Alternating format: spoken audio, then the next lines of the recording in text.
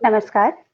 अवितोको room theatre के Facebook page से आज हमने दिवस पर्यंत स्त्री उत्सव मनाया और इस स्त्री उत्सव में हमने उन महिलाओं से बातचीत की जिन्होंने अपने अपने क्षेत्र में अपनी पहचान बनाई है, अपने विचारों के माध्यम से, अपनी काबिलियत के माध्यम से आगे बढ़ी हैं और पीछे आने वाली महिलाओं के लिए एक नज़ीर बनी हैं। आज का जो हमारा आज के दिन का जो अगला और लास्ट सेशन है, उस सेशन की ज़रूरत बहुत ज़्यादा थी और उसके बिना हमारा स्त्री उत्सव ना तो पूरा कभी हुआ है और ना ही हो सकेगा। इसलिए हमने बड़ी चतुराई से इस उत्सव के पहले दिन के आखिरी सेशन के रूप में इसे रखा है और बहुत सीधा-सा विषय है हमारा स्त्री दिवस पर पुरुष। स्त्री पुरुष अगर हम आध्यात्म की, धर्म की और मैथोलॉजी की बात करें तो कह सकते हैं कि शिव और शक्ति का प्रतीक होते हैं, प्रकृति और पुरुष का प्रतीक होते हैं और उनके बिना सृष्टि नहीं चलती है। लेकिन इन सारी किताबी बातों के अलावा जो सामाजिक सच्चाइयाँ हैं, जो दुनिया की सच्चाइयाँ हैं, जो आस-पास व्यवहारिक सच्चाइयाँ हैं, जो परेशानियाँ हैं, जो संघर्ष हैं, वो निरंतर चलते रहे हैं और शायद चलते भी रहेंगे। लेकिन इन संघर्षों का एक रूप होता है जिसका आखिर में एक सकारात्मक उत्तर निकलना ज़रूरी है। बहुत सारे प्रश्न हैं हमारे पास भी, तो पहले हम आज के जो हमारे मेहमान हैं, मैं उनसे आपको मिलवा दूँ। सबसे पहले मैं आपको मिलवा रही हूँ, हमारे बीच हैं मानव शास्त्री डॉक्टर कैलाश कुमार मिश्र जी। सर बहुत-बहुत स्वागत है कार्यक्रम में आपका। हमारे बीच हैं वरिष्ठ पत्रकार और लेखक श्री अजय ब्रह्मात्मज जी। सर बहुत-बहुत स्वागत है आपका कार्यक्रम में। और कलाकार और शिक्षक कला संस्कृति से जुड़े हुए डॉक्टर गुंजन कुमार झा हमारे बीच में हैं, उनका भी कार्यक्रम में स्वागत करती हूँ। आप तीनों का हमारे इस कार्यक्रम में बहुत-बहुत स्वागत है। कल महिला दिवस है, महिलाओं को बधाइयाँ, शुभकामनाएँ, तरह-तरह के मैसेजेस अभी से दिए जाने शुरू हो चुके हैं। कार्यक्रम, आयोजन, प्रयोजन, अनुष्ठान शुरू हो चुके हैं। ऐसे में महिला दिवस पर पुरुष विषय पर आपसे बात करने के लिए हम यहाँ इकट्ठा हुए हैं। तो मैं चाहती हूँ कि इस विषय को बहुत ही सुंदर बनाते हुए सबसे पहले जो हमारे बीच में कलाकार हैं डॉक्टर गुंजन झा जी, उनसे मैं निवेदन करूँ कि अब आप कुछ सुर, लय, ताल के साथ इस कार्यक्रम को शुरू करें, ताकि जिसे कहते हैं मूड बन जाना और सही बातें दिमाग में आना, उस दिशा में हम आगे बढ़ें। तो डॉक्टर गुंजन कुमार झा से निवेदन है कि वो कुछ सुरीला शुरू करें कार्यक्रम को आगे बढ़ाने के लिए। शुक्रिया प्रतिमा जी, बहुत-बहुत धन्यवाद। आप जी को रूम थिएटर जो स्टूडियो है उसको और विभा जी को बहुत-बहुत आभार कि उन्होंने यहाँ पर अपनी बात रखने का, आपसे रूबरू होने का अवसर दिया। कलाकार होने के नाते ये एक दुविधा सी स्थिति रहती है कि हम कहीं भी जाएं, चाहे शादी की पार्टी में जाएं, चाहे सेमिनार में जाएं, कॉन्फ्रेंस में जाएं, कहते हैं कि पहले गाना गाओ, उसके बाद बाकी काम होगा। तो हम कहीं भी मुफ्त का खाते नहीं हैं।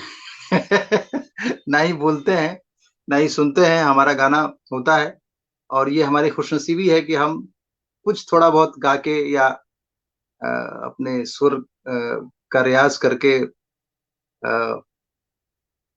आप लोगों को थोड़ा-सा भी अगर आनंद दे सकें या कुछ कर सकें, तो ये हमारी खुशनसीबी है। तो मैं स्त्री दिवस पर तमाम स्त्रियों को, महिलाओं को और उनसे अनिश्चित, उनसे जुड़े हुए, उनके बगैर अपने अस्तित्व की जो कल्पना भी ना कर सके, उन सभी पुरुषों को भी तहे दिल से बधाई देता हूँ और 1-2 पंक्तियाँ गाकर मैं इस परिचर्चा को मैं अपना कुछ अवदान देने का प्रयास करता हूँ।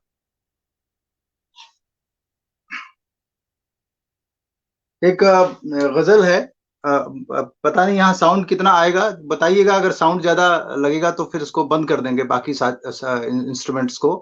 मैं इलेक्ट्रॉनिक तानपुरा और तबला बजाने का प्रयास कर रहा हूँ, उसके साथ गाने की कोशिश कर रहा हूँ। अगर कोई डिस्टर्बेंस होगी वॉइस में तो फिर उसको बंद कर देंगे।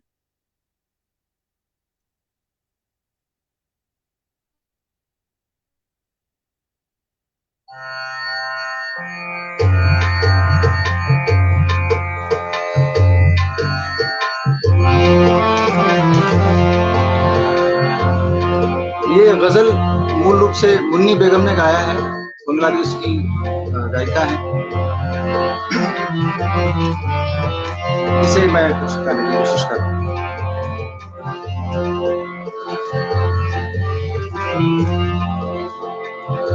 तुम्हारे शहर का मौसम,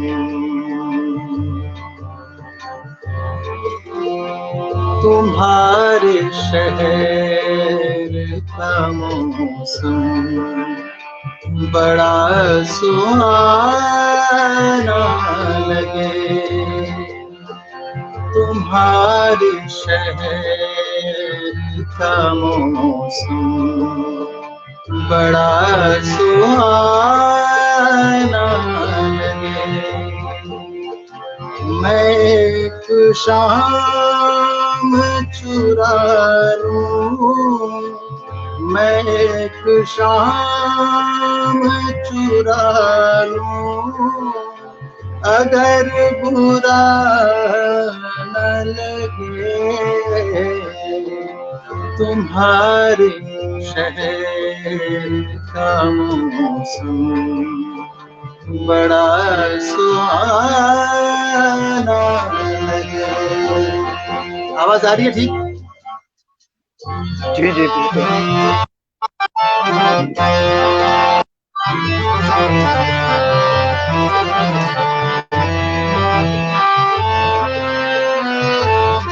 बलिगंत्रा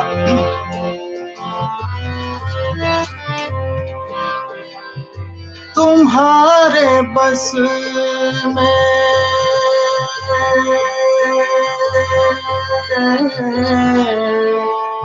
तुम्हारे बस में अगर हो तो भूल जाओ मुझे।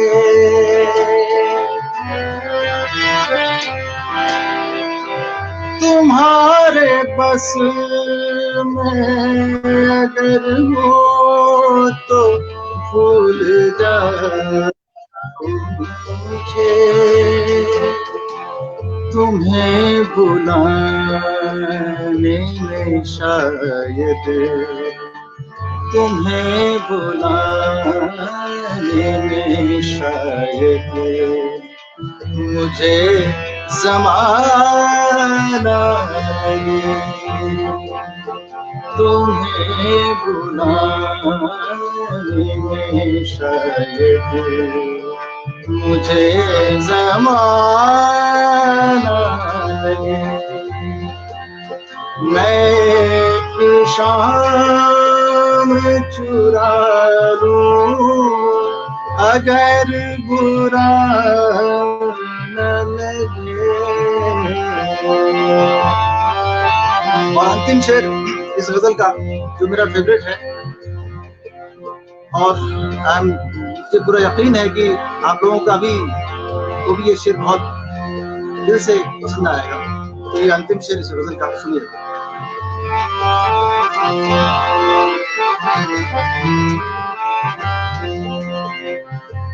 कुछ इस तरह से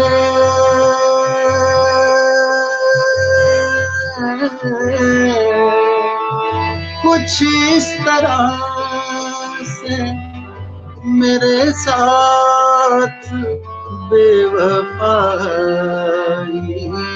कर।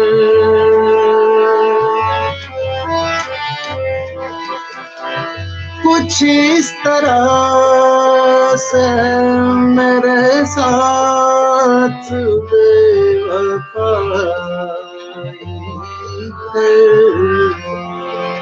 कि तेरे बाद मुझे कोई, कि तेरे बाद मुझे कोई बेवफा ना लगे।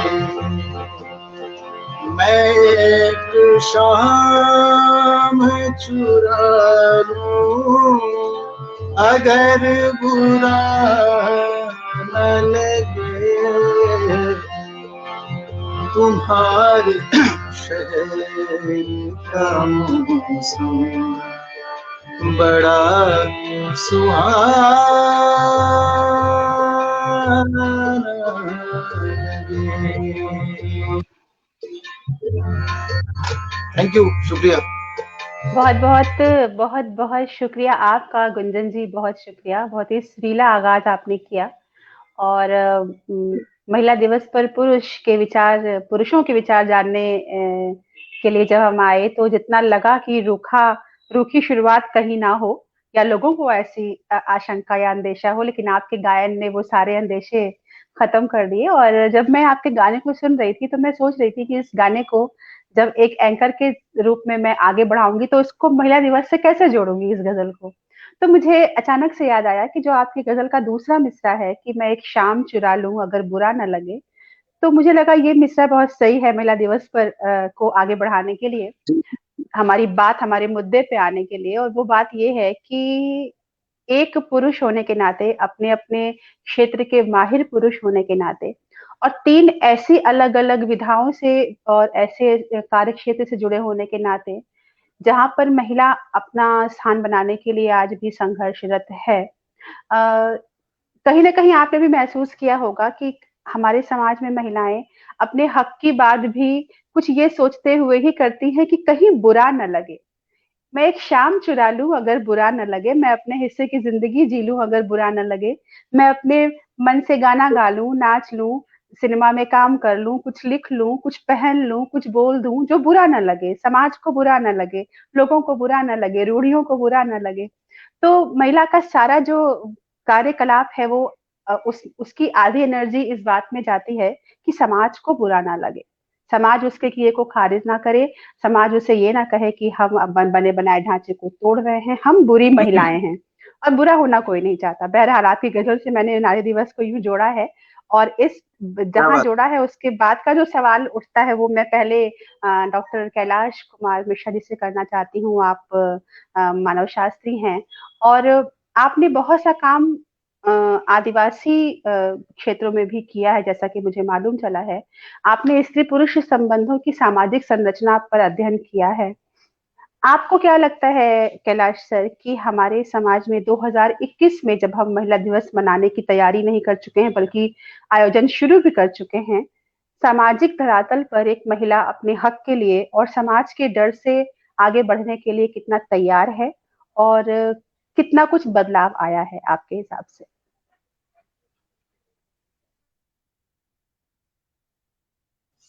धन्यवाद प्रतिभा जी, अजय ब्रह्मात जी एंड डॉक्टर गुंजन। सबसे पहले तो मैं कहता हूं कि ये जो आपने विषय रखा है और पुरुषों को आप बुला रहे हैं, ये एक बहुत ही उपयोगी बात है। और जो आपने प्रश्न किया है, ये जो संयुक्त राष्ट्र ने इस बार का जो नारा दिया है वो उस प्रश्न से थोड़ा ऊपर उठ के दिया है। 2021 का जो नारा है अंतर्राष्ट्रीय महिला दिवस के लिए वो ये है कि women in leadership achieving an equal future in a कोविड-19 सिचुएशन। ये है यूएन का नारा। और जब हम इस नारा को देखते हैं तो हमें लगता है ये नारा किसके लिए गढ़ा गया है। जैसे कि आपने डॉक्टर गुंजन के गीत से आपने एक एन्फर किया और वो बहुत ब्रिलियंटली यू हैव डन। तो उसी तरह से अगर मैं इस नारा से कुछ इन्फर करूं तो मुझे ऐसा लगता है कि हम जो मानव शास्त्र के जो विद्यार्थी हैं, हम दो शब्द पे काम करते हैं, नेटिव एंड अदर्स। तो मैं आपको नेटिव मानता हूं, महिलाओं को नेटिव मानता हूं, अपने आप को अदर्स मानता हूं। लेकिन जब तक मैं अपने आप को अदर्स नहीं मानूंगा, तब तक तो हम ना तो आपके अधिकार की बात करेंगे, ना तो आपको सोशल स्टेटस की बात करेंगे, ना लीडरशिप की बात करेंगे। क्योंकि जब पैरामीटर क्या हुआ कि औरतों की बात को पुरुष को कहना पड़ रहा था, आपने तो उनको बोलने का मौका ही नहीं दिया। तो कहने का मतलब ये है कि ये जो नारा है, ये जो international day for the women है, ये पुरुषों के लिए, औरतों के लिए नहीं है। उनको ये आत्मसात करने के लिए है कि आप इनके बात को समझिए, आप मंदिर की देवी मत बनाइए इनको, अगला जीवन हाय तुम्हारी यही कहानी बंद कीजिए, आप उनको ये मत कहिए कि आपके त्याग अनंत है, आप पूजा की देवी हो, आप करुणा, ये सब बंद कीजिए। उनको आप अपने समकक्ष लाने का कोशिश कीजिए, उनकी करुणा वत्सलता में जरूर जाइए, लेकिन उनको जो उनका अधिकार है उस अधिकार का प्लेटफॉर्म तैयार करके दे दीजिए, उनसे हटिए। आप सेंस ऑफ डिटैचमेंट डेवलप कीजिए, और सेंस ऑफ डिटैचमेंट डेवलप तब करेंगे जब आप उनके साथ रिश्ता जोड़ेंगे। कैसे रिश्ता जोड़ेंगे? मेरे एक प्रोफेसर कहा करते थे कि एक पिता अपने बच्चे को बहुत प्यार करता है तो उस पिता की परिभाषा क्या है? हमारे प्रोफेसर फिर कहते थे, if a father is fatherly he is not a good father, if a father is motherly only then is a good father.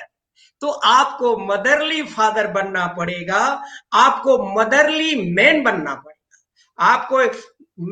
आपने कहा कि आदिवासी की बात, झारखंड में मैं रहा हूं, और झारखंड में 3 साल पर 4 साल पर एक फेस्टिवल होता है, उसका नाम है जनी शिकार। जनी का मतलब महिला, जनाना, है ना? तो जो उनको लगता है कि पुरुष को लगता है कि हमने तो साल भर शिकार किया, अब ये हमारा कर्तव्य होता है कि हम महिलाओं को मौका दें। और उस दिन केवल महिलाएं हाथ में तीर धनुष लेकर निकल जाती है, जंगल में शिकार करती है शेरनी की तरह, और कहती है ये देखो मेरा अस्तित्व है। दूसरा उदाहरण देता हूं, फिर बाद में करूंगा। वहां पर एक और प्रथा है, उसको बोलते हैं कुआवाद, कोविड, या अगर इसको गंभीर हिंदी में अनुवादित करें तो सहप्रसविता। सहप्रसविता का अर्थ है कि पुरुष को यह अनुभव होना चाहिए कि एक महिला जब अपने बच्चे को जन्म देती है तो पीड़ा की जो अंतिम अवस्था है, पराकाष्ठा है, पीड़ा की जो वेदना की जो अनुभूति है, शरीर में जो थिरकन है, दर्द है, उसको पुरुष समझे। तो जहां पर औरत लेबर पेन से चिल्ला रही है, उसके बगल वाले रूम में उसके पति को रखा जाता है, और उसके पति को भी उसी वॉल्यूम, उसी कंट्रोल में चिल्लाना पड़ता है। विश्वास कीजिए वो नकल नहीं कर रहा होता, वह बिल्कुल उसी भाव से रोता है, चिल्लाता है, तब तक रोता है, तब तक वो वेदना व्यक्त करता है जब तक उसकी पत्नी को बच्चा नहीं हो जाता। इसको बोलते हैं सहप्रसविता। ये आदिवासियों में है। हम लोग हंसते हैं, और हमें सीखने की जरूरत है कि जिनको हम वन या जंगली या सिविल, बारबेरिक या अनसिविलाइज या अंडर सिविलाइज कहते हैं, वो हमसे कितना आगे है, वो हमारी महिलाओं को कितना सम्मान करते हैं। तो अगर हमारे मन में यह हो जाए कि हम विदेशों की बात करते हैं, हम बात करते हैं लंदन की, अमेरिका की बात करते हैं, हमें मालूम है कि वहां के महिलाओं को पुरुष जो है वो ताला लगा के उनके जननांग में रखते थे और चाबी लेके चले जाते थे, लेकिन अब उन्होंने औरतों को बराबर का हिस्सा दे दिया है। अगर हम उनकी बात करते हैं, हम अंग्रेजी बोलते हैं, हम अंग्रेजी कल्चर की बात करते हैं, तो उन्होंने जो उनका जो बारबेरिक पन का जो बहुत, हमारे भारत में इस तरह का नहीं था व्यवस्था, जो इतने वो दुर्दांतक हुआ करते थे। चेस्टिटी बेल्ट आप इतिहास में पढ़ लीजिए। उन्होंने अगर ठीक किया तो क्या हम ठीक नहीं कर सकते? तो हमें भी अपने महिलाओं को वो अधिकार देना पड़ेगा। हमें गार्जियनशिप को खत्म करना पड़ेगा। सिगरेट स्मोकिंग जो है वो अगर खराब है तो पुरुषों के लिए भी खराब है, ये महिलाओं के लिए भी खराब है। आप ये मत कहिए कि तुम बेटी हो तो तुम सिगरेट मत पियो, आप कहिए कि तुम सिगरेट मत पियो। डोंट बी जेंडर स्पेसिफिक, और ये रोल जो है पुरुषों को करना है। तो ये मैं आदिवासी का उदाहरण देता रहूंगा, और मैं चाहता हूं कि ये जो एक्चुअली मुझे बड़ी सावधानी से पॉलिटिकली मुझे फंसा दिया गया है। 3 बड़े बड़े लोगों के साथ मैं एंथ्रोपोलॉजी का आदमी फंस चुका हूं, तो मुझे निकलने की जरूरत है। तो मैं चाहता हूं कि अभी मैं अपनी बात को यहीं तक रखता हूं, बाद में हम आगे बढ़ेंगे। आप इन लोगों से थैंक यू। बहुत बहुत धन्यवाद कैलाश सर। अगर आपने कहीं खुद को फंसा हुआ महसूस किया तो ये 2 लोग हैं। मैं तो खुद ही आप तीनों से वो जानने की कोशिश कर रही हूँ जिससे मेरे दिमाग की कुछ बत्तियां जलें। और आपका बोलना, आपका जो ज्ञान है, आपका जो रिसर्च वर्क है, आपकी जो बात है, वो हमेशा एक नई दिशा खोलेगी, ये हमारा विश्वास रहा है हमेशा से आपके ऊपर। और खास तौर से अवितोको रूम थिएटर का आपके ऊपर ये विश्वास बहुत गहरा है कि हमें एक नई दिशा आपकी बात से मिलती है। और जो मुझे अभी आपने जो बात कही वो मुझे लगा हेडलाइन में होनी चाहिए हमेशा। स्त्री दिवस का औचित्य दरअसल स्त्री के लिए नहीं है, ये पुरुषों के लिए है दिन। ये आपने कहा तो हमें समझ में आया, और वाकई ये समझने की बात है कि स्त्री दिवस को पुरुषों को समझना पड़ेगा और स्त्री को उसकी जगह देनी होगी, गार्जियनशिप से दूर रखना पड़ेगा। सिगरेट हेल्थ के लिए खतरनाक है और हेल्थ स्त्री पुरुष दोनों की आवश्यक है। और जो आपने गर्भवती स्त्री और उसके पति के साथ जो एक बताया आपने कि बगल के कमरे में रखा जाता है ताकि वो वेदना समझ सके। हम उस समाज में रहते हैं जहां आज भी कार्यस्थल पर एक गर्भवती महिला की बॉडी शेमिंग की जाती है, उसके निकले हुए पेट पर वो लोग टॉन्ट करते हैं जो खुद अपने माँ की उस समय की को याद नहीं करते जब वो गर्भवती रही होगी उनको लेकर। तो वहां पे इस तरह की सोच को आगे लाना और उस पर बात करना बहुत बहुत बहुत जरूरी है। हमारे साथ श्री अजय ब्रह्मात्मज जी हैं, जो फिल्म समीक्षक हैं, लेखक हैं और फिल्मी दुनिया को उन्होंने बहुत करीब से देखा है। तो जाहिर है कि जब इस तरह का गहन अध्ययन करने वाला विशेषज्ञ हमारे साथ हो, तो हम उस विषय पर कुछ जानकारी लें पुरुष की दृष्टि से। मुंबई में फिल्म इंडस्ट्री हो, चाहे चाहे मनोरंजन की इंडस्ट्री हो, वहां पर हमने जब शुरू किया था अपना सफर, मतलब इंडिया में, तो पुरुष स्त्रियों की भूमिका किया करते थे। 2021 तक आते आते सब कुछ बदल गया है। हम एक नई दुनिया में प्रवेश कर चुके हैं। कोविड के बाद एक नई तरह की चुनौती है। मैं अजय सर से जानना चाहती हूँ कि एक कलाकार के रूप में खास तौर पे फिल्म जगत में हमने ये सुना है कि जो अभिनेत्रियां होती हैं उनकी फीस अभिनेताओं से कम होती है, उनकी जो रैंकिंग होती है वो भी कम रख के देखी जाती है, उनका स्टेटस कम होता है।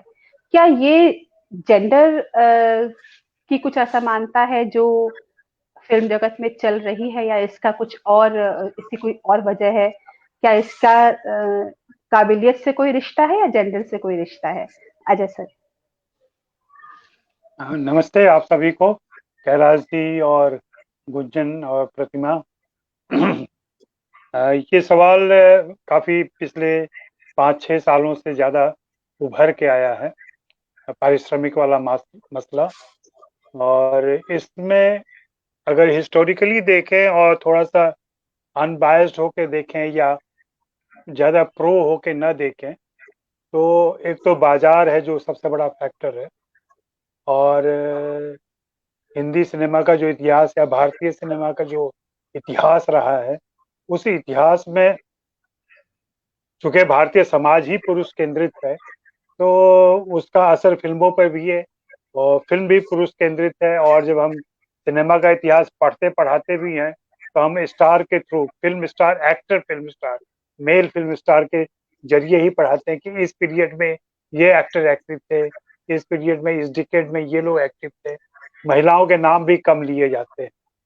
दूसरा ये है कि अभी पिछले 5-6 सालों में जब से ये 100 करोड़ का मामला आ गया है और वो एक मापक हो गया है कि वीकेंड में कितने का बिजनेस हो जाएगा, फिल्म की ओपनिंग कैसी होगी, फिल्म का फेस वैल्यू क्या है, तो उसमें दुर्भाग्य कह लें इसको, लेकिन ये सच्चाई भी है, इस दुर्भाग्यपूर्ण सच्चाई है कि फिल्म के मेल एक्टर के स्टेटस से उसका बाजार भाव आंका जाता है। उसी हिसाब से उसकी बिक्री होती है, उसी के हिसाब से उसकी ओपनिंग होती है और उसी के हिसाब से बाकी वो फिल्में चलती हैं। लेकिन पिछले ही सालों में हमने देखा, पिछले 5 सालों में, कि कुछ एक फिल्में ऐसे अपवाद स्वरूप निकल के बाहर आई, और चाहे वो तनु वेट्स मनु हो, चाहे क्वीन हो, या और भी कई सारी फिल्में हैं ऐसी, उन्होंने लगभग बराबर का बिजनेस किया और कई बार तो ज्यादा बिजनेस किया। बावजूद इसके मेहनताने के नाम पर उनको अभी भी कम दिया जाता है या मिलता है, जिसके लिए वे लगातार मांग कर रही हैं। लेकिन अब ये लगभग सही बात है कि कुछ एक अभिनेत्रियां बहुत सारे मेल एक्टर्स से, अभिनेताओं से ज्यादा फी ले रही आज की तारीख में। और शुरुआत, हाँ, उनके समकक्ष के अगर हीरो की तुलना में देखी जाए तो शायद कम लगे उनकी तुलना में, और फिर ये भी देखना होगा कि फिल्म के 2.5 घंटे के स्पेस में एक महिला को कितना स्पेस मिलता है और एक पुरुष को कितना स्पेस मिलता है। फिल्म के हीरो को अगर कोई भी फिल्म आप याद कर लें, उस फिल्म को याद करके देखें तो उस पूरी फिल्म में 60-70% हिस्सा उस पुरुष के हिस्से में आता है और 20 से 30% हिस्सा ही महिलाओं के पास रहता है। उसमें भी उनकी नियामक भूमिका नहीं होती है। और उसके बारे में कहा जाता है कि कोई भी फिल्म महिला प्रधान है या पुरुष प्रधान है, इसके मापने के अपने तरीके हैं। और एक बहुत प्रसिद्ध मापदंड भी आ चुका है जिसमें ये होता है कि क्या किसी भी फिल्म को देखते समय आप देखिए कि किसी महिला कलाकार की वजह से फिल्म की कहानी आगे बढ़ रही है। अगर उसके किसी एक्शन से, उसके किसी संवाद से फिल्म की कहानी को विस्तार मिल रहा है, गति मिल रही है, तो उसकी महत्वपूर्ण भूमिका ही वो महिला प्रधान फिल्म हुई। अगर फिल्म के दृश्यों में वो ज्यादातर पुरुषों के साथ आती है या महिलाओं के साथ आती है, फ्रेम में हम जब भी देखेंगे तो महिला या तो किसी पुरुष के साथ रहती है या अकेली रहती है। ज्यादातर फिल्मों में 2 महिलाएं बहुत कम साथ में आती हैं। अगर 2 महिलाएं साथ में आती भी हैं तो वो झगड़े के लिए आती हैं। उनमें आपस में कोई प्रेम मोहब्बत नहीं दिखाई पड़ती है। तो ये सारा क्लीशे है जिसकी वजह से ये सारे मापदंड बने हुए हैं। हाँ, लेकिन ये दुर्भाग्यपूर्ण है कि आज भी महिलाओं को फीस कम दी जा रही है, पुरुषों को फीस ज्यादा मिल रहे हैं। और उसके पीछे जैसा मैंने शुरू में ही कहा कि एक बाजार बहुत बड़ा कारण है। और नाम लेके अगर मैं कहूँ तो सलमान खान और आमिर खान जैसे हैं, तो उनकी फिल्म की जो ओपनिंग मिलेगी वो उनसे ज्यादा होगी। और अगर आप उनके कंटेम्प्रेरी हीरोइन को याद करें, जो लोग उनके साथ आए थे और काम कर रहे थे, आज उनमें से कोई भी एक्टिव नहीं। चाहे वो जूही चावला हो, चाहे वो भाग्यश्री हो और या दूसरे बिल्कुल, लोग हों, ये लोग एक्टिव नहीं है। तो अब बिल्कुल, अभिनेत्रियों की उम्र भी कम मानी जाती है, अभिनेत्रियों की उम्र भी कम होती है। और बिल्कुल, और ऐसा नहीं है कि सिर्फ जवान लोगों के लिए होता है, बुजुर्गों में भी आप देखें कि अमिताभ बच्चन के टक्कर की अभिनेत्री है शबाना आजमी, लेकिन शबाना आजमी को केंद्र में रख के कोई फिल्म नहीं लिखी जाती, जबकि अमिताभ बच्चन को लेकर लिखी जा रही। तो ये सारे बहुत सारी विसंगतियां हैं हिंदी फिल्म इंडस्ट्री की। और भी बातें होंगी बहुत ही बाद में। जी, बहुत-बहुत धन्यवाद सर, आपने बहुत सही बात कही है और बहुत सी चीज़ें इसमें निकल के आने वाली हैं कि शादी के बाद अभिनेत्रियों का करियर, उसके अलावा अगर कहानियाँ नहीं लिखी जा रही हैं, फ़िल्में नहीं बन रही हैं, तो कितनी फीमेल राइटर हैं, कितनी फीमेल डायरेक्टर हैं हमारे पास, ये सारी चीज़ें भी अभी हमें देखनी होंगी और इनकी दिशा में सोचना होगा। गुंजन जी, आपसे मैं एक बात जानना चाहती हूँ। आप कला और संस्कृति के, कला संगीत के क्षेत्र से हैं, तो बहुत करीब से इस दुनिया को देखा है और मुझे लगता है कि जो जो सच आपने सुना होता है, वो सच उतना गहरा नहीं होता है, लेकिन जो सच आप जीते हैं, जो देखते हैं, जो भोगते हैं, वो सच ज़्यादा पुख्ता होता है और प्रामाणिक होता है। तो आपने कला और संगीत के क्षेत्र में अपनी जगह बनाई है, उस दिशा में ही हैं आप। जिसको सबसे कह सकते हैं कोमल क्षेत्र है, कला का क्षेत्र, हमारी कला संगीत की देवी ही सरस्वती है। लेकिन उस क्षेत्र में स्त्री ने अपना जो स्थान पाया है अभी तक, क्या आपको लगता है कि इतना सहज रहा है? क्योंकि मैं बहुत व्यक्तिगत नहीं होना चाहती प्रोग्राम्स में, लेकिन एक बात ज़रूर कहूँगी, मेरा व्यक्तिगत जो सच है कि मैं गायिका बनना चाहती थी कभी किसी उम्र में। मुझ में काबिलियत थी या नहीं ये तो बाद में जज होता, लेकिन परिवार की ओर से पहले रोका गया कि नहीं, हमारे घर की और हमारे घर में भी इन्वर्टेड कॉमा में था कि अच्छे घरों की लड़कियां स्टेज पर गाना नहीं गाती।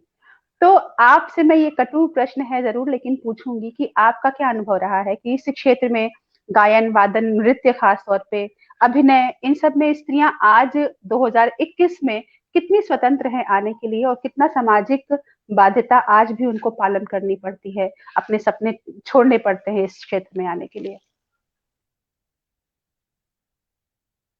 देखिए इसमें कला और संस्कृति के क्षेत्र में तो ये बहुत ही माकूल एक विधा है स्त्रियों के लिए।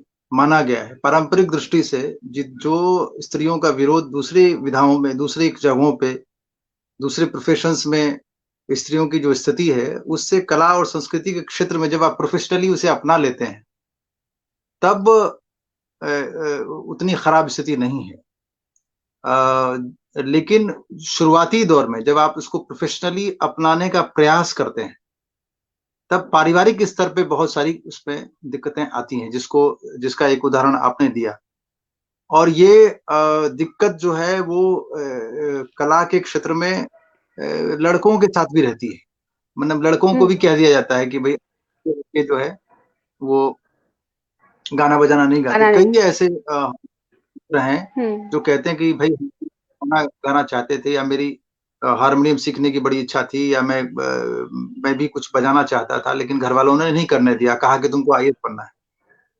तो ये दिक्कतें तो लड़कों के साथ भी होती हैं। लेकिन प्रोफेशनल फील्ड में आने के बाद जो समस्या आती है, वो जैसा कि अजय सर ने भी बताया और कैलाश ने भी बताया कि स्त्री की जो स्थिति है, वो प्रोफेशन के आधार पे हम अगर करेंगे तो बहुत तकनीकी हो जाएंगे।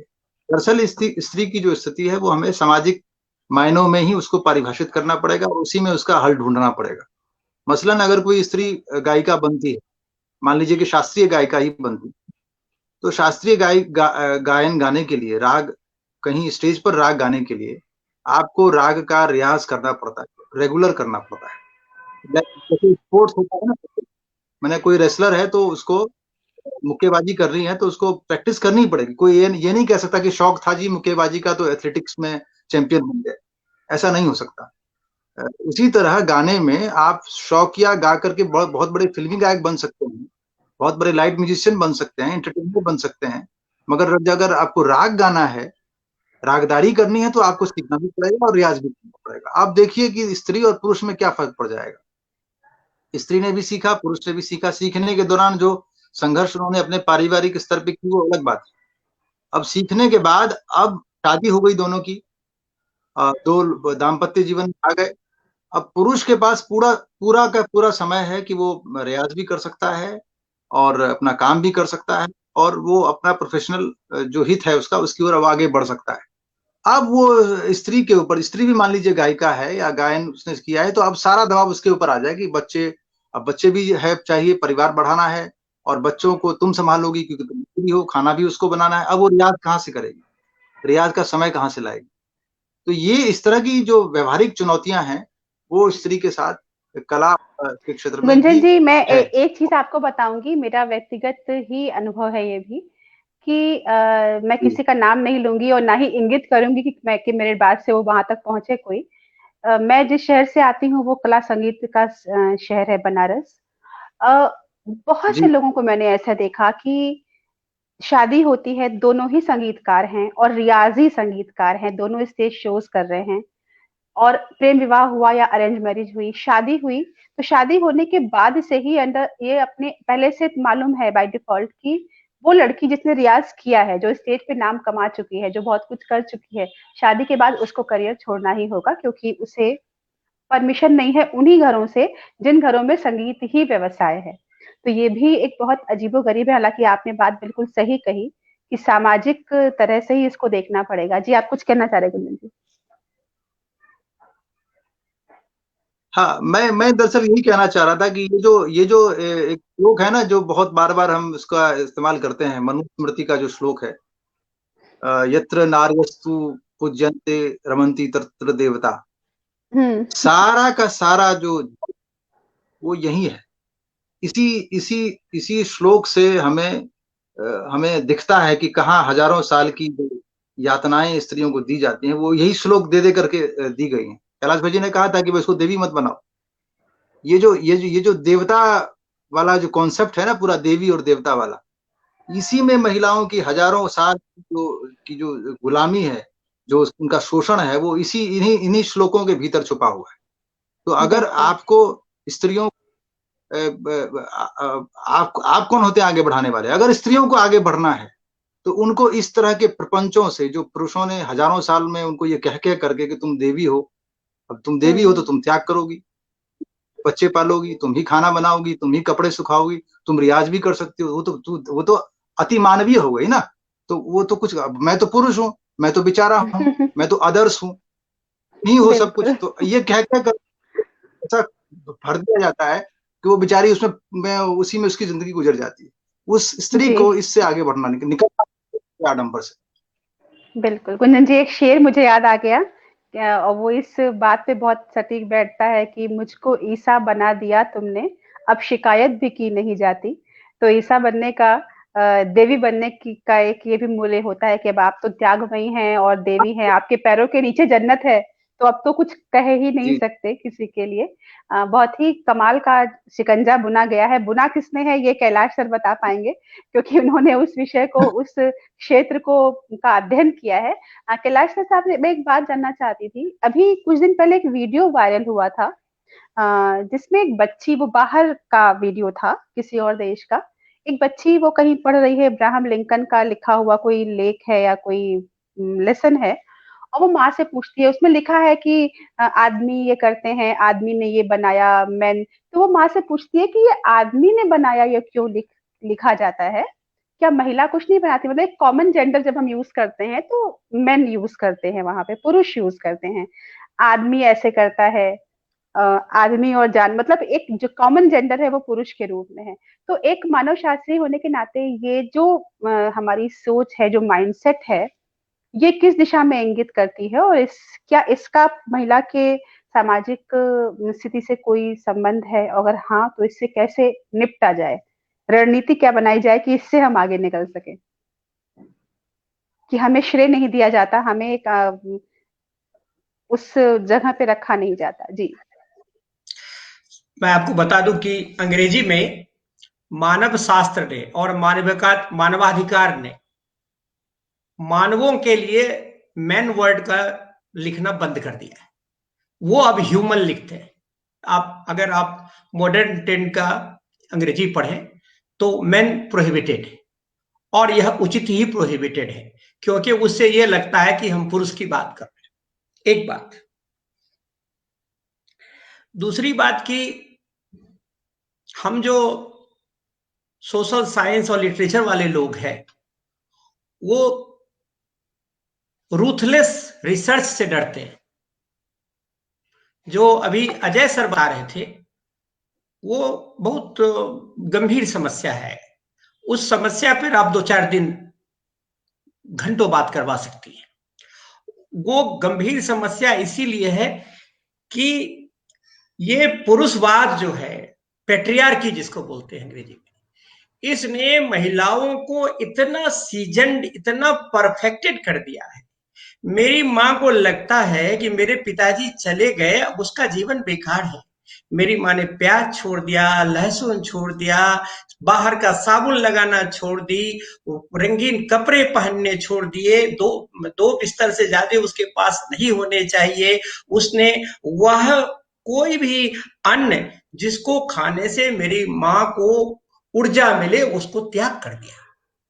अगर मेरी माँ गलती से मर गई होती तो मेरे पिताजी मछली खाना नहीं छोड़ते, मेरे पिताजी अच्छे वस्त्र पहनना नहीं छोड़ते, मेरे पिताजी हंसना बोलना नहीं छोड़ते, और मेरे पिताजी को कहने वाला कोई नहीं होता। अब अगर मेरी माँ प्याज लहसुन खाना शुरू कर दे तो पुरुष तो बोलेगा ठीक है, स्त्री बोलेगी कि ये तो बहुत उल्टा हो गई, ये नहीं खा रही, ये क्यों खा रही है, इसका पति तो बढ़ गया। अब ये जो स्त्री जो बोल रही है वो स्त्री का स्वर नहीं है।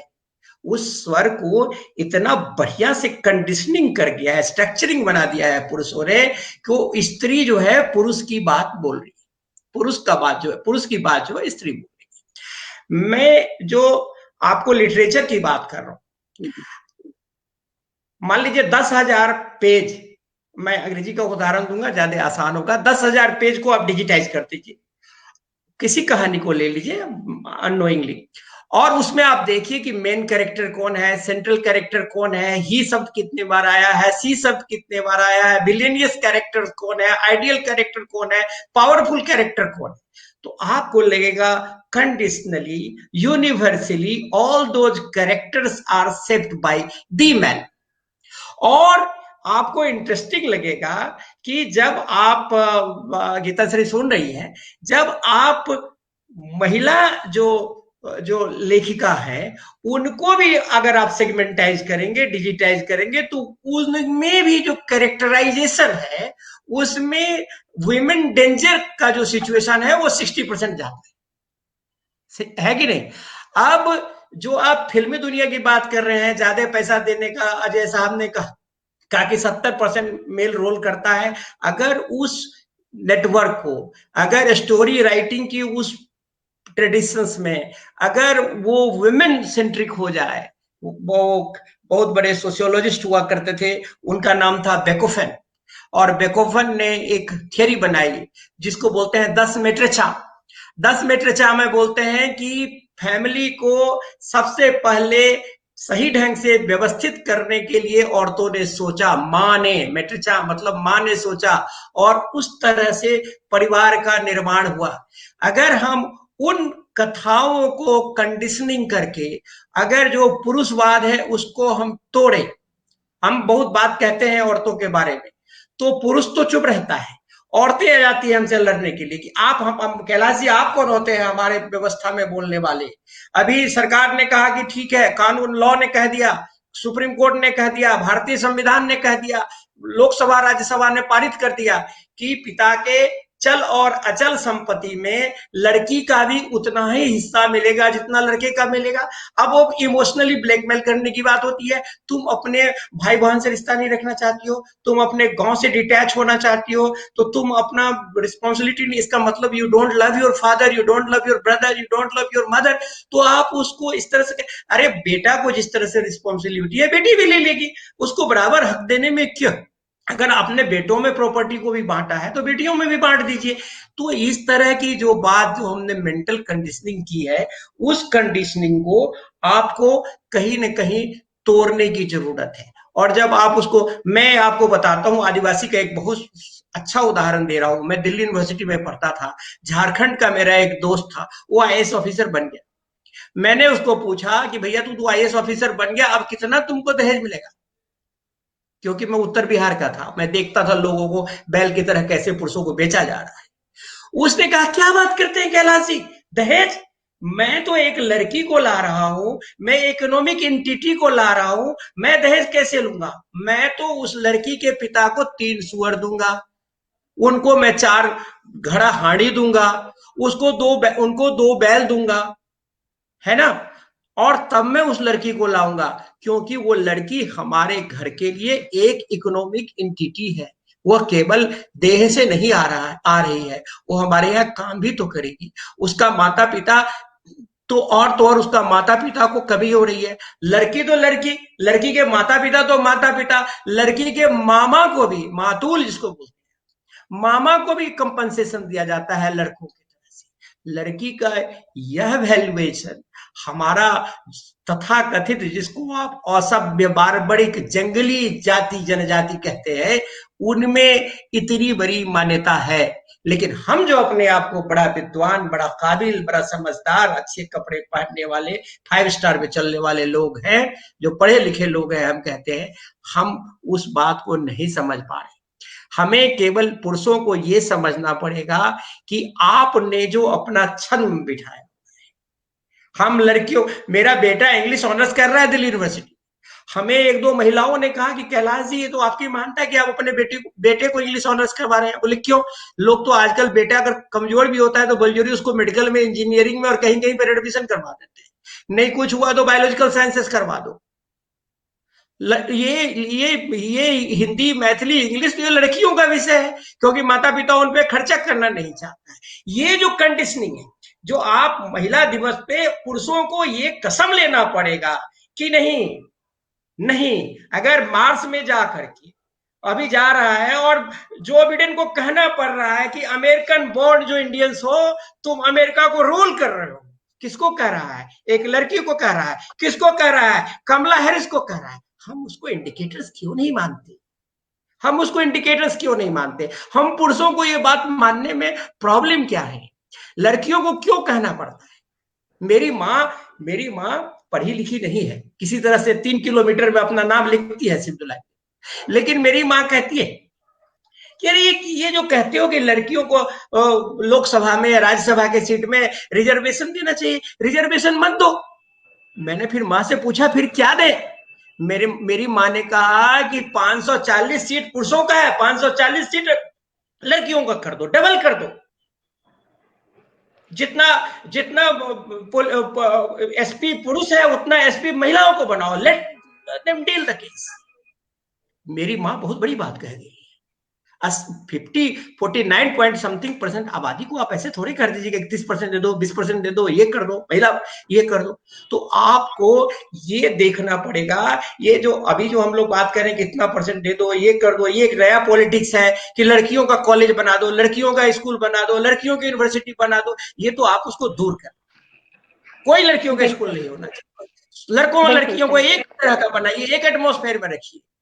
तो ये कौन करेगा? ये पुरुष को हारना नहीं है। ये ना सोचे पुरुष की हमें औरतों से हारना है। अरे तुम मानव हो, मानवीय, तुम हार कैसे जाओ? भगवान ने कुछ प्राकृतिक गुण, कुछ शारीरिक क्षमताएं, कुछ बायोलॉजिकल एबिलिटीज ऐसी दी है जो दोनों को अलग अलग संस्कार देता है। मेडिकल साइंस में भी रिसर्च हो रहा है। संगीता झा एक है, वो कह रही है कि मैं गायनकोलॉजिस्ट हूँ, और वो लोगों की, पेशेंट के मन में ये परसेप्शन है कि अच्छे डॉक्टर जो हैं वो महिलाएं नहीं हो सकती, पुरुष होते।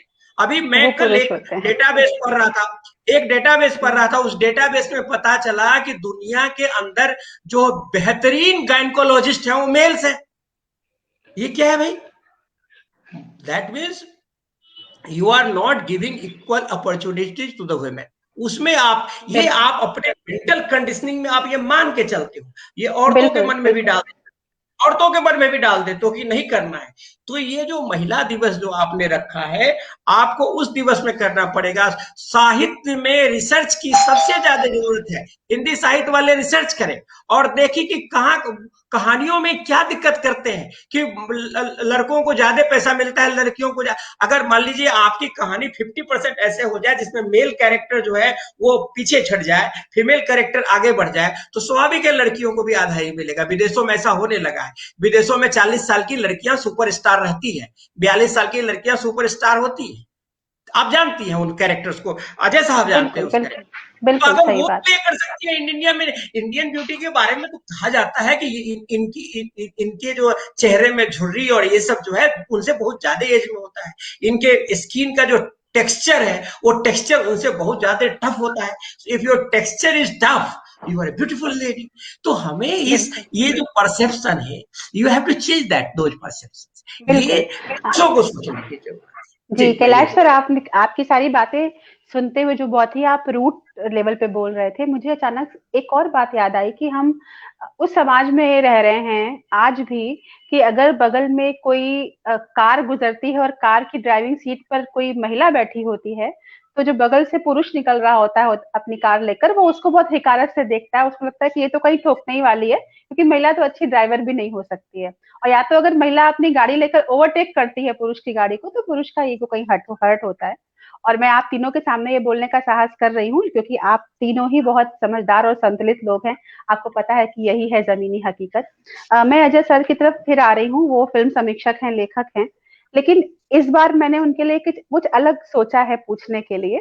वो जिस विषय के एक्सपर्ट हैं उस पर तो तमाम सवाल उनसे किए जा सकते हैं और किए जाते रहे हैं, लेकिन वो जो कुछ है उसके इतर जो अभी कैलाश सर ने कुछ देर पहले कहा था कि मदरली फादर, तो वो एक मदरली फादर भी हैं, एक फ्रेंडली फादर भी हैं।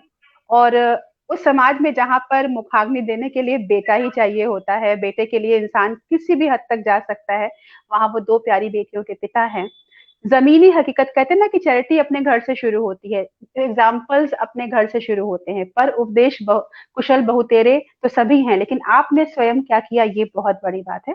तो अजय ब्रह्मात्मा जी इसकी जीती जागती मिसाल है मुझे लगता है। और हम लोग आज ही बात कर रहे थे कि हम उस समाज में रहते हैं जहां पर अंतिम संस्कार के लिए अगर बेटियां ही हैं आपके पास, तो आप किसी भी अनजान ऐरे गैरे को भी नामित कर देते हैं कि वो बेटा मान लिया जाता है, वो मरने के बाद वही मुखाग्नि देगा।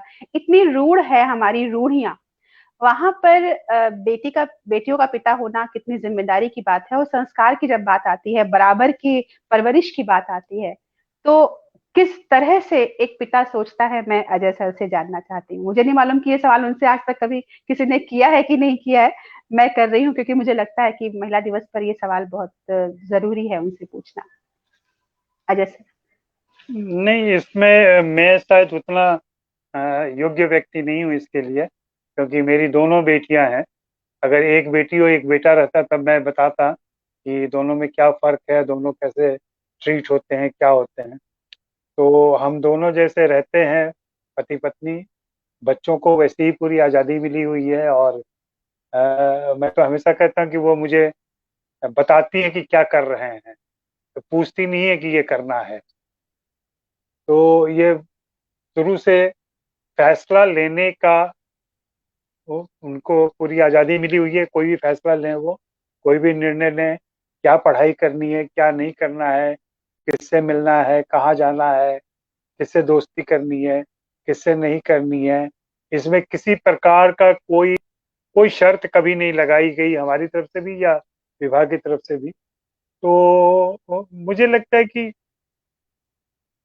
एक व्यक्ति के तौर पर, एक मतलब अपनी संतति के तौर पर हमने उनको देखा। और ठीक है कि वो बेटियां हैं, लेकिन काफी काबिल हैं और योग्य हैं दोनों की दोनों, और अपने अपने फील्ड में अच्छा करेंगी, कर रही हैं, आगे और भी अच्छा करेंगे, इसका पूरा यकीन है। क्योंकि उनको जो एक दिमाग मिला हुआ है और उनको जो सोचने की दृष्टि मिली हुई है, वो काफी कह लें कि एक सम्यक समाज के हिसाब से मिली हुई है। तो कई बार तो वो इस तरीके से मुझसे बहुत आगे बढ़ के रिएक्ट करती हैं वो। और मैं खुद को बहुत प्रगतिशील मानता हूँ, लेकिन अभी भी चूंकि मैं भी उसी समाज से आता हूँ, उसी परवरिश से आता हूँ जो पुरुष सत्तात्मक रहा है। और अभी भी कहीं न कहीं उस सोच में थोड़ी-सी बातें आ जाती होंगी, या हमारे परसेप्शन में भी, लिखने में भी वो चीज़ झलक जाती होगी। लेकिन एक पूरी प्रक्रिया है खुद को डिक्लास करने की या खुद को उस समाज से निकलने का। मैं अपने भाइयों को देखता हूँ, मैं अपने रिश्तेदारों को देखता हूँ, वो लोग अभी तक नहीं निकल पाए हैं उन चीज़ों से। और या मेरे सामने सबसे बड़ा सवाल अभी यही है कि आपकी बेटी की शादी कब हो रही है?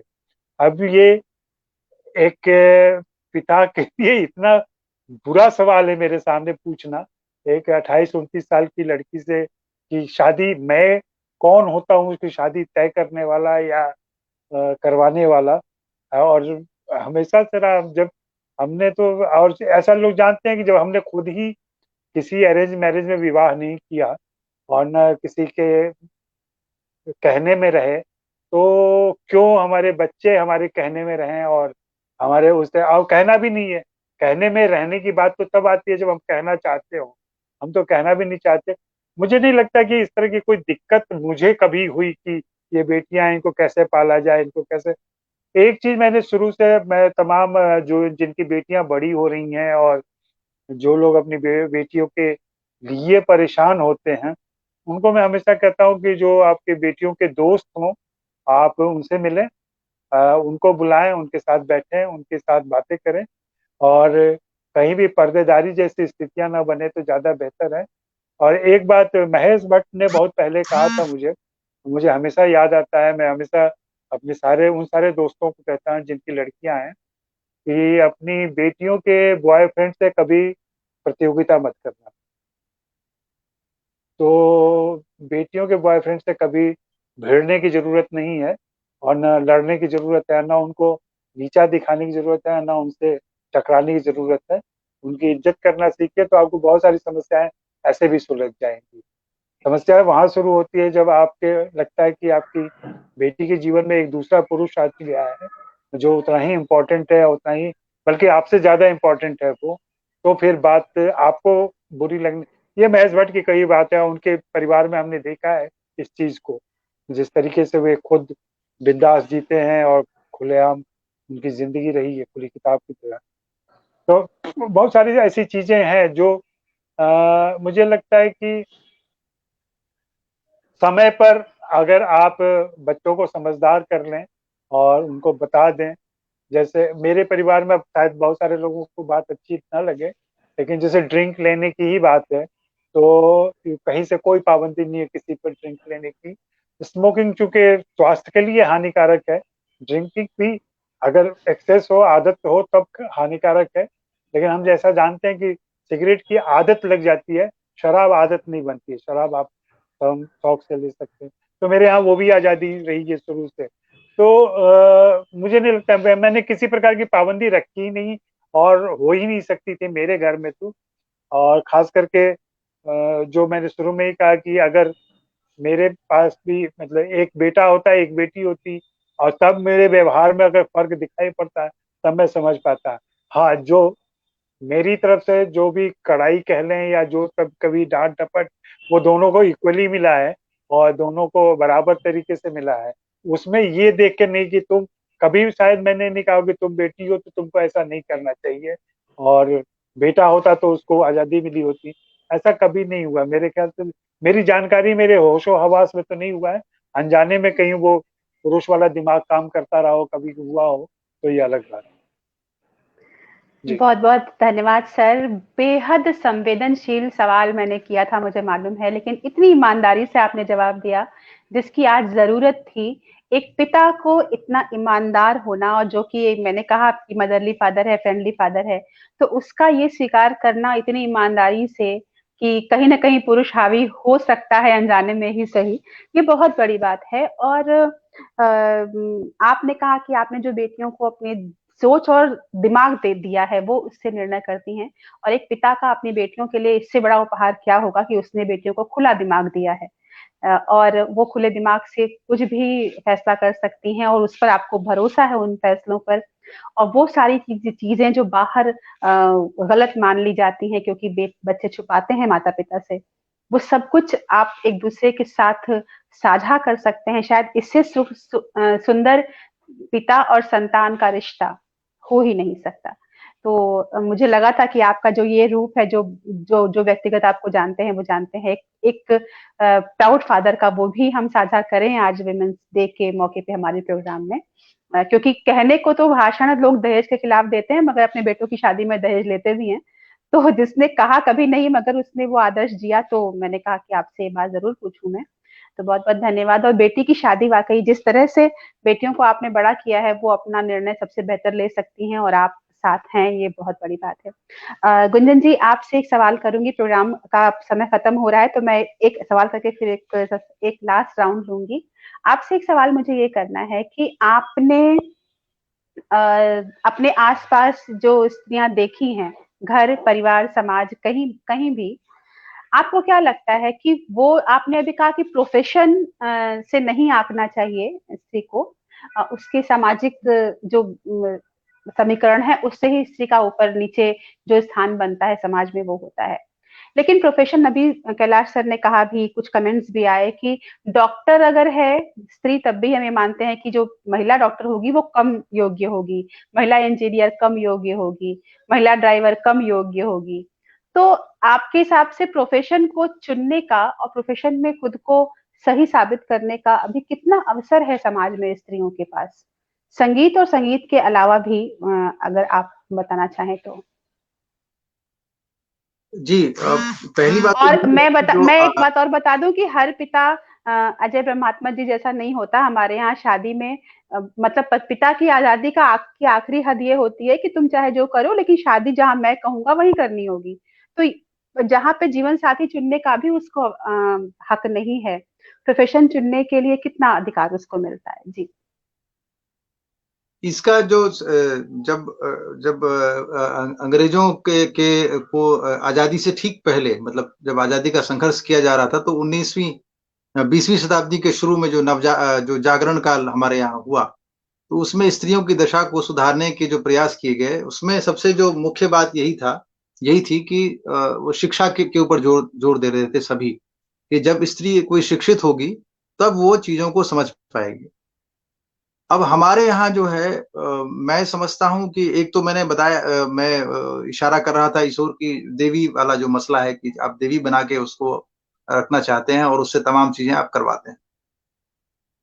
दूसरा ये है कि जो आर्थिक परतंत्रता है, तो आर्थिक रूप से आप स्त्री को आजाद नहीं होने देना चाहते। ये कि कौन नहीं होने देना चाहता? पुरुष नहीं होने देना चाहता। कौन नहीं होना चाहता? ये देखना पड़ेगा। तो स्त्री जो है वो आर्थिक रूप से स्वतंत्र हो, ये सबसे बड़ी बात है। सारी चीजों की जड़ इसी से ठीक होगी, मतलब सब चीजें इसी से ठीक होंगी। और आप अगर डाटा उठा के देखें, अगर आप कोई सर्वे देखें तो आपको पता चलेगा कि जो वर्किंग वुमेन्स है इंडिया में, वो अभी भी बहुत कम है। मतलब मेरा ख्याल है कि 20-21% होगा, मैं कहीं पढ़ रहा था कि 20% महिलाएं या 21% महिलाएं ही ऐसी हैं जो वर्किंग हैं, यानी जो अपने पैरों पे खड़ी हैं।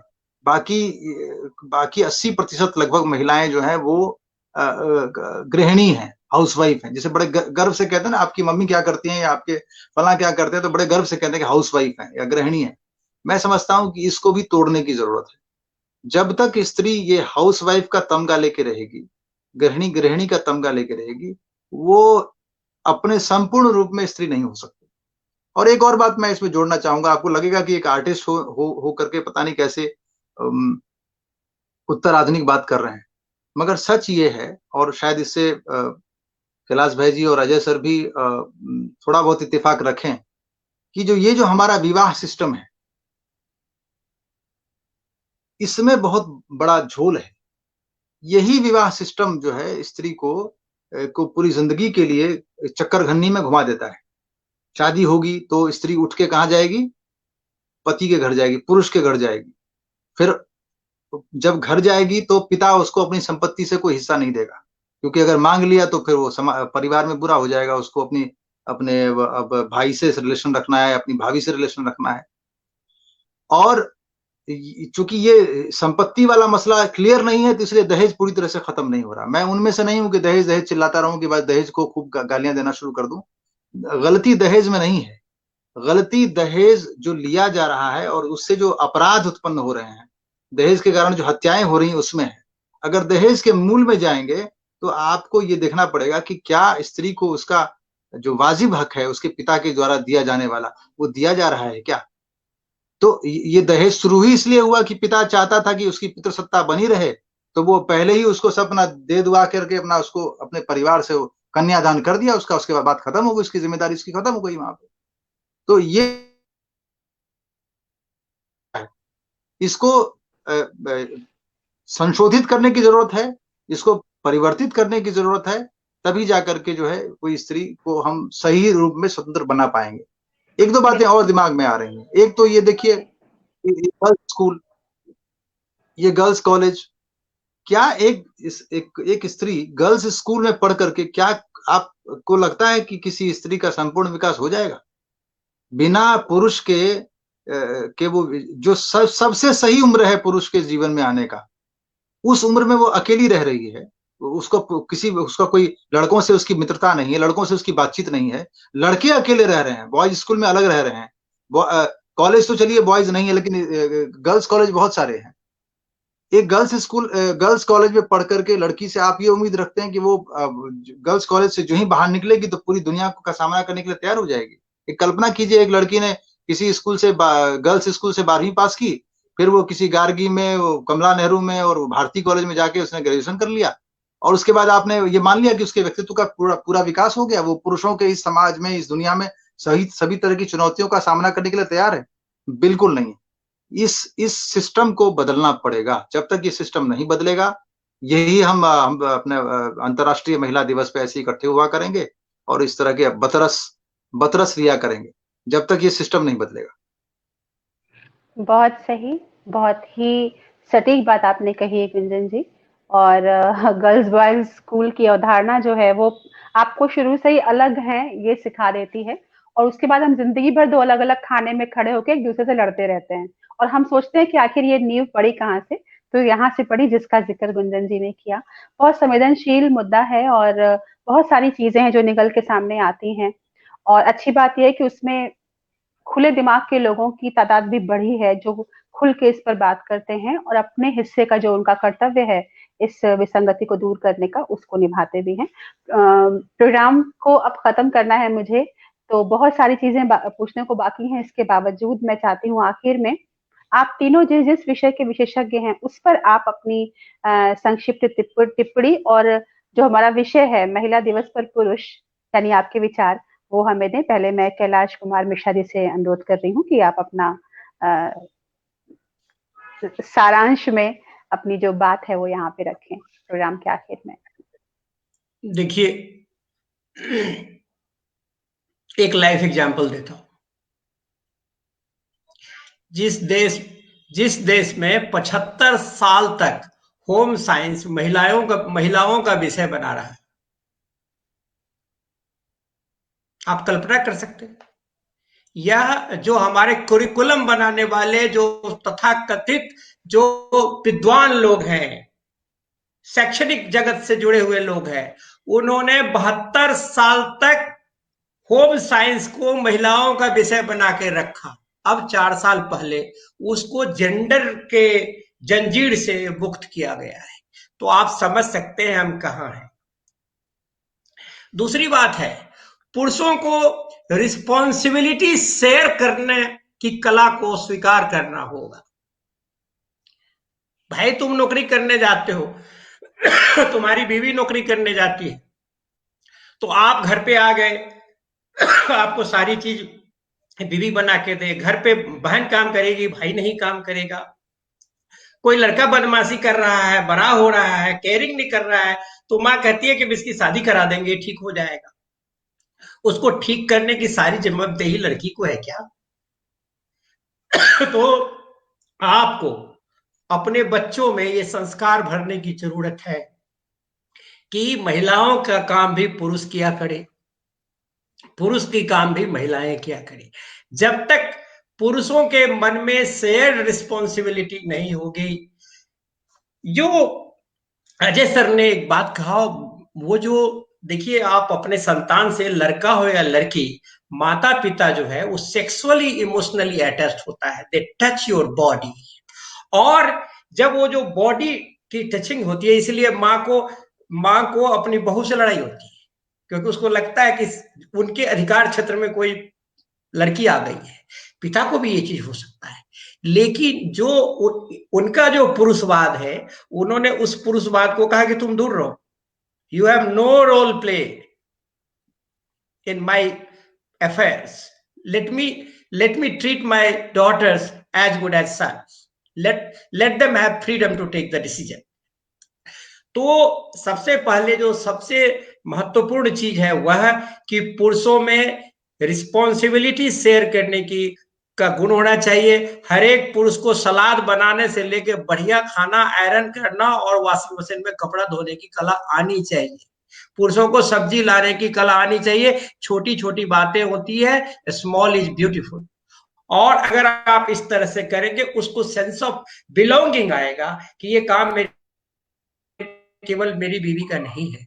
उनको ये काम आएगा कि ये क्या है कि पुरुष पहले खाएगा फिर औरत खाएगी।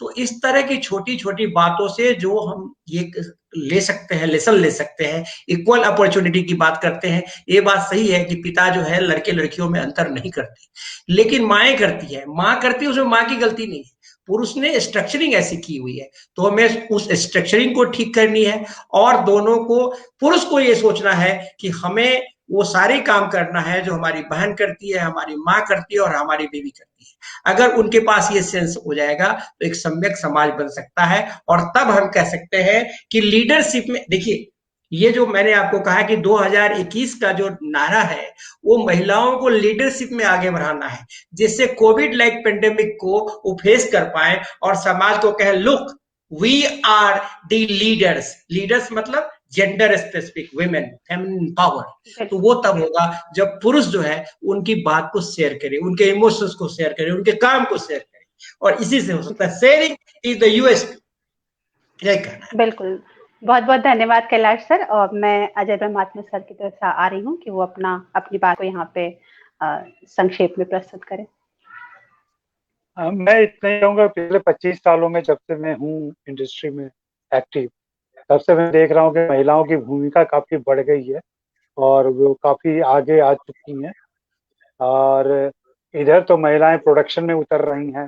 अभी हाल ही में सभी ने, आप लोगों ने पढ़ा होगा कि आलिया भट्ट ने प्रोडक्शन चालू किया, और उस ऋचा चड्ढा ने अभी एक प्रोडक्शन हाउस चालू किया और जिसकी फिल्म ही बन रही है जिसका नाम ही है गर्ल्स आर गर्ल्स।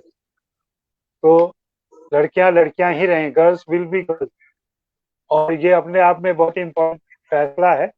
मुझे ये लगता है कि आजकल फिल्म इंडस्ट्री में लड़कियों की मौजूदगी ज्यादा बढ़ गई है और वो सब जगह दिख रही है, चाहे वो बिहाइंड द कैमरा हो या और भी पोस्ट प्रोडक्शन के प्री प्रोडक्शन के काम हो, टेक्निकल फील्ड में हो। वो सारे वो काम कर रही है जो पहले पुरुष किया करते थे या माना जाता था कि पुरुष ही कर सकते हैं, स्त्रियां नहीं कर सकती। तो मुझे लगता है कि काफी बराबरी हो चुकी है।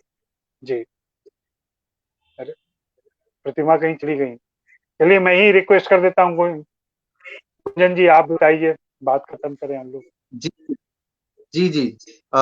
मेरा मेरा सारा जोर इसी पे रहेगा कि जो आर्थिक स्वतंत्रता है, मतलब जो वर्किंग वुमन है, उसकी तादाद जो है वो पुरुषों जितनी या उससे अधिक होनी चाहिए। कोई ये जो सिस्टम का बना हुआ है कि लड़की है तो काम नहीं चलेगी, घर संभाल लेगी, ये जो लोग करते हैं, मतलब इस ये एक सामाजिक अपराध ही नहीं बल्कि इसको तो कानूनी अपराध घोषित कर दिया जाना चाहिए। अगर आपकी लड़की या कोई मुझे काम नहीं करना है, मैं घर संभालूंगी, ये एक बहुत बड़ा सामाजिक अपराध है और इसको इसी दृष्टि से स्त्रियों को अपनाना चाहिए। सबको, चाहे वो छोटे स्तर पे हो चाहे बड़े स्तर पे हो, वर्किंग वुमेन बनना चाहिए, अपने पैरों पे खड़ा होना चाहिए। सारी चीजें इसी से धीरे धीरे समतल हो जाएंगी। और अंत में एक बात और, हमारे समाज में आपने सबने गोदान उपन्यास पढ़ा ही होगा प्रेमचंद का। उसमें एक करेक्टर है मिस्टर मेहता, दर्शन शास्त्र का प्रोफेसर, बहुत डायलॉग दर्शन झाड़ते रहते हैं। और उसमें एक मालती है करेक्टर, मालती। तो वो जगह जगह कॉन्फ्रेंसेस में, और वो महिलाओं के मुक्तिकरण का एक समय था, स्त्री के पुनर्जागरण के लिए काम हो रहे थे उस वक्त। तो स्त्रियों को किस तरह से पढ़ाया जाए, उनको आगे बढ़ाया जाए। तो वो बहुत अच्छे अच्छे डायलॉग देते हैं उसमें। स्त्री को समर्पिता कहते हैं, स्त्री को कहते हैं कि भाई पुरुष तो स्त्री के सामने कुछ है ही नहीं। प्रेमचंद ने लिखा भी है कि अगर पुरुष के अंदर स्त्री के गुण आ जाएं तो वो देवता हो जाता है, स्त्री के अंदर अगर पुरुष के गुण आ जाएं तो वो खराब हो जाती है, उल्टा हो जाती है, कोई ऐसा शब्द इस्तेमाल किया है। तो कितना कितना एक प्रपंच रचा गया। तो इन मिस्टर मेहताओं से, जो स्त्रियों को चिकनी चुपड़ी बातें करके और उनको बड़ा बना करके और खुद को तुच्छ बना करके, इन मिस्टर मेहताओं से स्त्री को बचना होगा और ये समझना होगा कि उनको अपना उत्थान और अपना खुद करना है। तभी मैं समझता हूँ कि एक संतुलित समाज की स्थापना हो सकेगी। बहुत खूब, बहुत ही सटीक टिप्पणी और बहुत सही दृष्टांत के साथ डॉक्टर गुंजन कुमार झा आपने ये खत्म किया है हमारा प्रोग्राम आज का।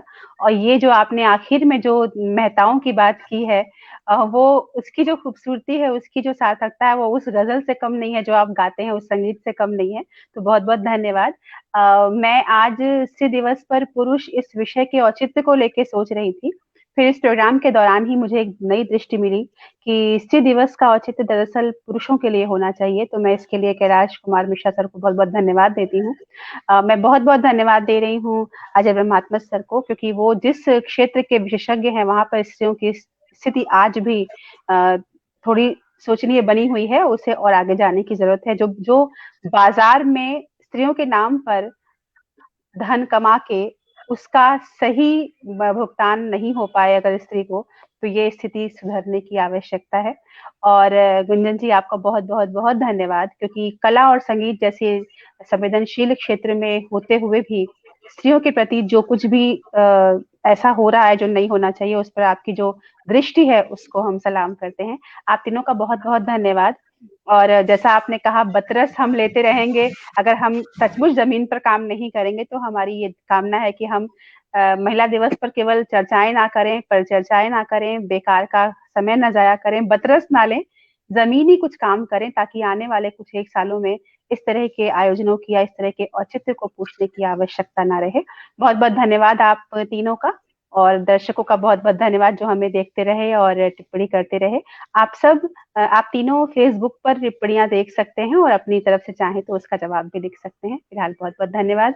हमारा स्त्री उत्सव 9 तारीख को फिर यहाँ पे सेलिब्रेट होगा और आप तक पहुंचेगा, और उसमें क्या होगा इसका डिटेल आपको हम बताएंगे। फिलहाल अभी नमस्ते, शुभ रात्रि। नमस्कार। नमस्कार।